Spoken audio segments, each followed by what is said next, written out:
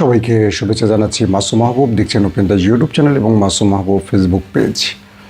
সফরে থাকার জন্য আপনাদেরকে আবারও নিয়মিত সংবাদগুলো আমি দিতে পারছি না, কিছুটা সমস্যা হচ্ছে। তারপরও আমি চেষ্টা করছি আপনাদেরকে প্রতিদিনের আপডেটগুলো দেওয়ার জন্য।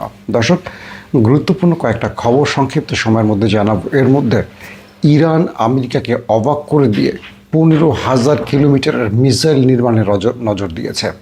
আর ইরানকে এই বিষয়ে সহযোগিতা করছে স্বয়ং রাশিয়া। পাশাপাশি ইরানকে আরও গুরুত্বপূর্ণ নকশা হস্তান্তর করেছে চীন, এমন তথ্য কয়েকটি আউটলেটে আসছে। বলা হচ্ছে এবার হাইপারসনিক নয় সুপারসনিক মিসাইল ইরানের হাতে তৈরি হচ্ছে চীনের সহযোগিতায়। পাশাপাশি সৌদি আরব এবং তুরস্ক মিলে যে জোটটি হলো পাকিস্তানকে সঙ্গে নিয়ে, সেই জোটটি নিয়েও নানান রকম আলোচনা আসছে। তবে ইন্টারেস্টিং ব্যাপার, ইরানকে আর হারাতে না পেরে এবার মার্কিন জেডি ভেন্স বলছেন নিউক্লিয়ার নয়, এবার আমেরিকাকে রক্ষাই আমাদের টার্গেট। তার মানে কি? এতদিন তারা বলতো ইরানকে ধ্বংস, এখন তারা বলছে ইরান নয়, তাদের আমেরিকা রক্ষা। তার মানে ইরান আমেরিকাকে কি ধ্বংস করে দিচ্ছে? এই প্রশ্নগুলো উঠে আসছে। পাশাপাশি আরও অনেকগুলো গুরুত্বপূর্ণ খবর থাকবে আজকের এই ভিডিওর মধ্যে। প্রথম যে বিষয়টি আমরা আলোচনা করতে চাই, ইসরায়েলের সাথে যারা সম্পৃক্ত হয়েছে, ধরেন আব্রাহাম অ্যাকর্ড, কারা কারা আছে? জর্ডান, বাহরাইন, মরক্কো, আরব আমিরাত, মেবি কোনো একটা দেশে হয়তো এলোমেলো হতে পারে। তো মধ্যপ্রাচ্যের বড় বড় রাজনৈতিক বিশ্লেষকরা বলছেন যাদের সাথে ইসরায়েলের সম্পর্ক আছে তারা একটা সময় মিশরের মতো ধ্বংস হয়ে যাবে। একটা সময় পৃথিবীতে মুসলিম রাষ্ট্র বলতে সবার আগে সামরিক বা অর্থনৈতিক বা সকল ক্ষেত্রে সবচেয়ে স্ট্রং দেশটি ছিল মিশর। এবং সেই মিশর যখন ইসরায়েলের সাথে সম্পৃক্ত হলো, সেই মিশরের অবস্থান আজকে একেবারে মুসলিম রাষ্ট্রের সবচেয়ে তলানিতে। বলা হচ্ছে আগামী 1-1.5 যুগের মধ্যে আরব আমিরাতের অবস্থা করুণ হবে, কারণ আরব আমিরাত ইসরায়েলের পাতা ফাঁদে পা দিয়েছে, বা তাদের সম্পৃক্ত হয়েছে, বা তাদের সাথে একজোট হয়েছে, বা তাদের স্বীকারি মানে তাদেরকে ইসরায়েল রাষ্ট্রকে স্বীকৃতি দিয়েছে। এবং আপনারা দেখেন বাহরাইনের অবস্থা, জর্ডানের অবস্থা। তবে কিছু বড় বড় রাজনৈতিক বিশ্লেষকরা বলছেন, বিভিন্ন আউটলেটে এরকম খবরও আসছে, আজ হোক কাল হোক মধ্যপ্রাচ্যের অনেক রাষ্ট্র চলে যাবে ইরানের পেটের ভেতরে। কারণ ইরানকে যারা এ পর্যন্ত মার্কিন ঘাঁটি ব্যবহারের সুযোগ দিয়ে হামলার সুযোগ দিয়েছে, ইরান সেসব রাষ্ট্রকে রাখবে না। ইতিমধ্যে আমেরিকা অনেক আরব দেশ ছেড়ে চলে যাওয়ার সিদ্ধান্ত নিয়েছে। আপনারা জানেন অনেকগুলো ঘাঁটি বন্ধ করে তাদের বাহিনীকে ফেরত পাঠানো হয়েছে, অর্থাৎ তাদের ঘাঁটি বন্ধ করে ফেলেছে আমেরিকা অনেক আরব রাষ্ট্রে। তো এই যুদ্ধে যদি ইরান জিতে যায় তাহলে অনেক আরব রাষ্ট্র নদী পার হয়ে ইরান ঢুকে পড়বে এবং সেইগুলি তাদের কন্ট্রোলে নেবে। হয়তো কিছু সৌদি আরবের পেটে চলে যাবে, কিছু ইরানের। এটা নিয়ে আমি কাল পরশু একটা দুর্দান্ত স্পেশাল ইভেন্ট করব, সেখানে অনেক ডিটেল আলোচনা করব। দর্শক, তারপরে যে বিষয়টা আসছে আলোচনায় সেটা হলো যে রাশিয়া ইরানকে 15,000 কিলোমিটার রেঞ্জের মিসাইল তৈরির সকল সহযোগিতা করছে, এমন তথ্য কিছু আউটলেটে চলে আসে। আপনারা জানেন গত 1 দিন বা 2 দিন বা 3 দিন এর মধ্যে আমি একাধিকবার আমার ভিডিওতে বলেছিলাম যে ইরান আইসিবিএম তৈরিতে নজর দিচ্ছে। কারণ ইরানের যিনি সামরিক উপদেষ্টা আয়াতুল্লাহ আলী খামেনির, এখন বর্তমান তার ছেলে মুস্তফা খামেনির, তিনি স্পষ্ট বলছেন যে আমরা আমেরিকাকে দুটো সারপ্রাইজ দিতে চাই। এক, আমেরিকা যদি আমাদের নিউক্লিয়ার অ্যাটাক করে তাহলে আমরা নিউক্লিয়ার জবাব দেব। ইতিমধ্যে কালকে থেকে আপনারা সকল গণমাধ্যমে দেখেছেন যে ইরানের রাষ্ট্রীয় টেলিভিশনে তাদের রাজনৈতিক যিনি অ্যাডভাইজার এবং তাদের সামরিক অ্যাডভাইজার, তারা একাধিক বক্তব্য দিয়েছে। এবং প্রত্যেকটি বক্তব্যের মধ্যে যে বিষয়টি এসছে সেটি হলো ইরান কি নিউক্লিয়ার বানাবে? সে উত্তরে তারা বলছে আমেরিকা যদি ইরানে নিউক্লিয়ার অ্যাটাক করে সেই ক্ষেত্রে ইরান অবশ্যই নিউক্লিয়ার বানাবে। এখন বানাবে না বানিয়ে ফেলছে এটা তারা বলছে না, তারা বলছে আমরা বানাবো। এবং ইরান এই মুহূর্তে সবচেয়ে বেশি গুরুত্ব দিচ্ছে নিউক্লিয়ার। ধারণা করছি ইরান বানিয়ে ফেলেছে, হয়তোবা একটা মোক্ষম টাইমে পরীক্ষা চালাবে অথবা ঘোষণা দেবে। এবং ইরান বলছে যে আমরা এখন নিউক্লিয়ার দিয়ে জবাব দিতে চাই।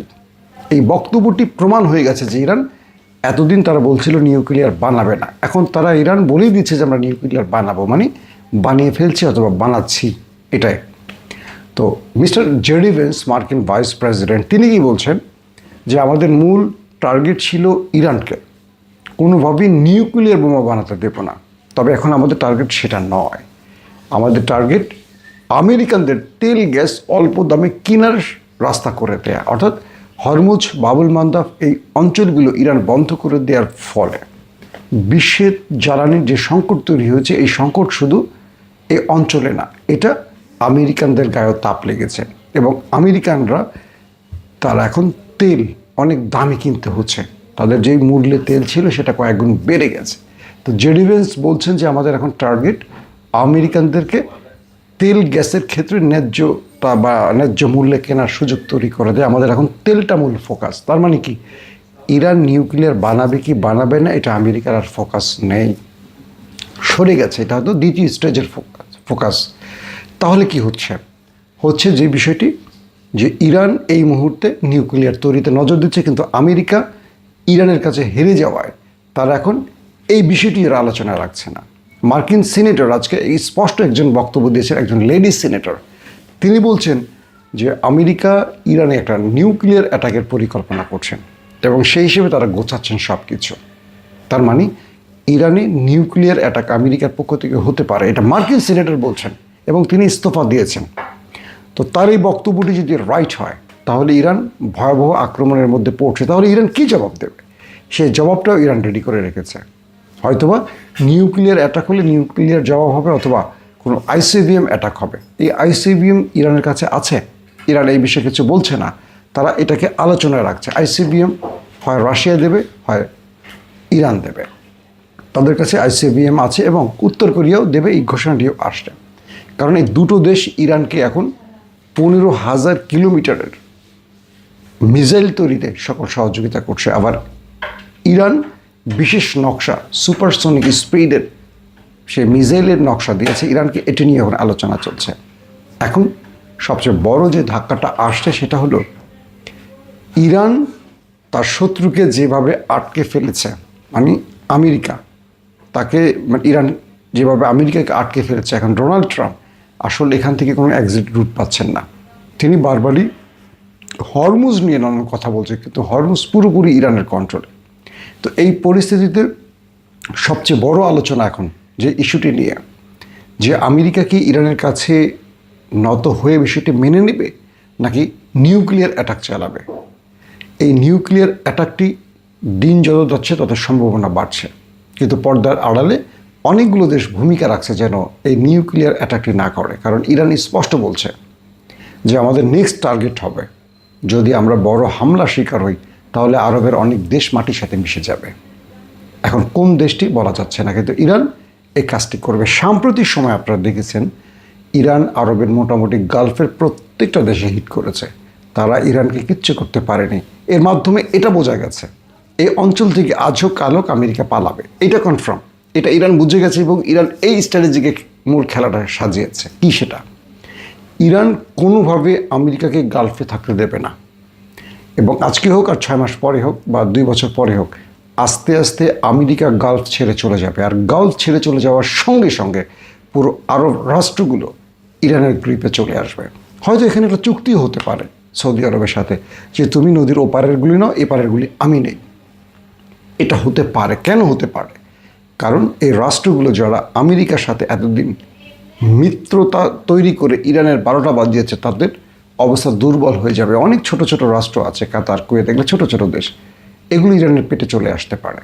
বাট এখানেও আবার এরদোয়ান একটা স্ট্রং ভূমিকা রাখছে, কারণ এরদোয়ান এখন পর্যন্ত ইরানকে সমীহ করছে বা ইরানকে তার পক্ষে রাখছে, অথবা আমেরিকার এগেনস্টে ইরানকে সহযোগিতা করছে, যাতে করে কখনো ইরান এরকম আগ্রাসী মনোভাব বা দখলদারিত্বের চিন্তা করলে সেখানে রজব তৈয়ব এরদোয়ান ইরানকে শান্ত করতে পারে, অথবা মূল আলোচনার টেবিলে একটা বড় রকম দাবির জন্য অথবা থামিয়ে দিতে পারে ইরানকে।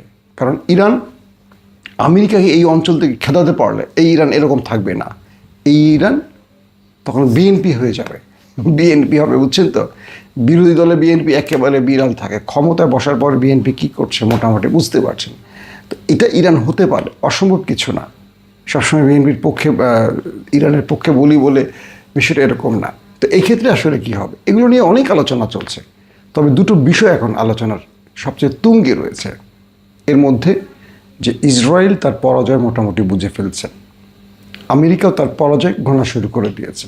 মার্কিন গণমাধ্যমগুলো বলতে শুরু করেছে যে ইরানের কাছে আমেরিকার পরাজয় হয়ে গেছে। তাহলে এই পরাজয়টায় আমেরিকা আসলে কি কি হারাবে?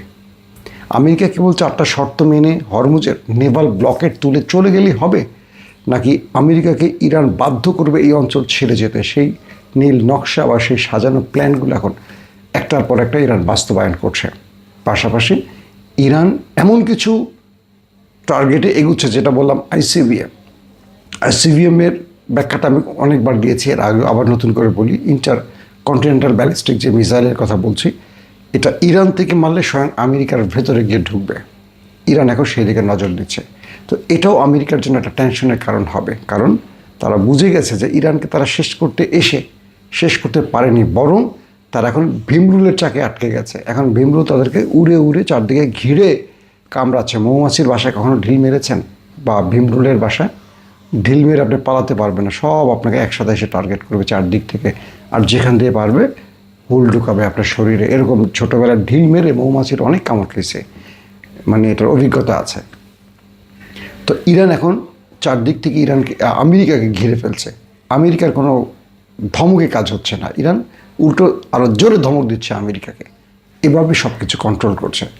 তার মানে এইটুকু বলতে পারি, আপাত দৃষ্টিতে ইরানের কাছে আমেরিকার কোনো জয়ের সম্ভাবনা নেই। এখন যদি আমেরিকা এখান থেকে বাঁচার জন্য কোনো নিউক্লিয়ার অ্যাটাক করে বসে, তখনই বোঝা যাবে ইরানের কাছে নিউক্লিয়ার আছে কি না। কারণ পাল্টা নিউক্লিয়ার অ্যাটাক যদি ইরান না চালায়, তাহলে বুঝতে হবে ইরান তৈরি করতে পারেনি। আর যদি পাল্টা নিউক্লিয়ার অ্যাটাকে ইরান চলে যায়, তাহলে মধ্যপ্রাচ্য আমার মনে হয় এক নতুন ভাগাড়ে পরিণত হবে।